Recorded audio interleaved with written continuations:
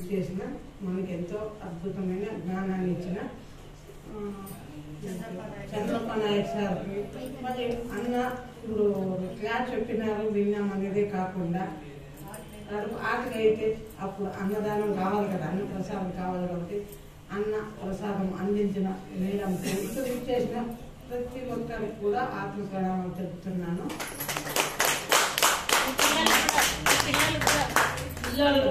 పిల్లల గురించి చెప్తాను.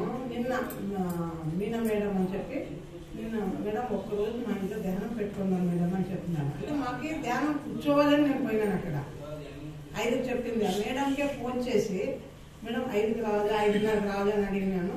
అయితే కూడా 5కే వెళ్ళినాను. అక్కడ పోయేటప్పుడు 5:30 అయింది. అక్కడ వెళ్ళేటప్పుడు ఎవరు లేదు, మేడం ఒకటే ఉన్నారు. పిలిచి వస్తారని చెప్తే దగ్గర 15 మంది 20 మంది పిల్లలు పెద్దోళ్ళు అంతా కలిసి వచ్చినారు.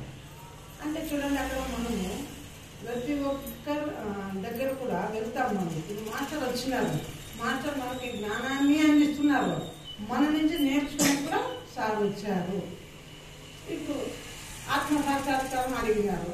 ఇప్పుడు ఎవరికైందనే సార్ తెలిసింది కదా. ఇప్పుడు అక్కడి నుంచి కూడా ఒక పాయింట్ నేర్చుకొని ప్రతి ఒక్కరు చెప్పడమే బోధించడమే కాకుండా మనం నేర్చుకోలేదానికి వెళ్ళాము.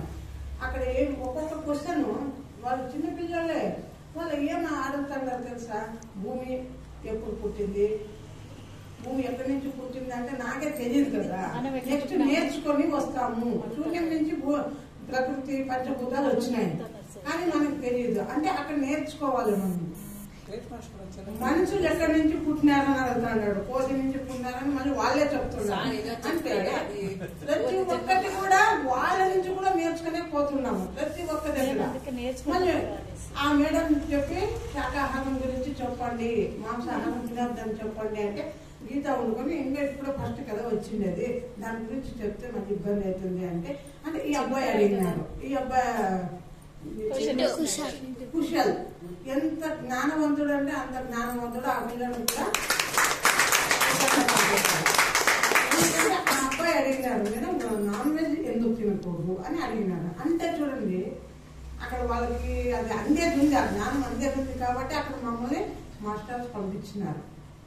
నాన్ వెజ్ ఎందుకు తినకూడదు తింటే ఏమైతుందంటే మేడం చెప్పారు, ఎవరు చెప్పారు కదా ఒకరు, నాన్ వెజ్ తింటే ఏమైతుంది, పావు కూడా వెళ్ళారు కదా చెప్పారు. మా మేనమామ కొడుకే దాంట్లో ఉండింది సార్. 8 మంది పెళ్ళి 2 నెలలు 3 నెలలు అయింటే అలాంటి వాళ్ళు చనిపోయినారు సార్. అందరూ పోయిన కరోనా వచ్చింది.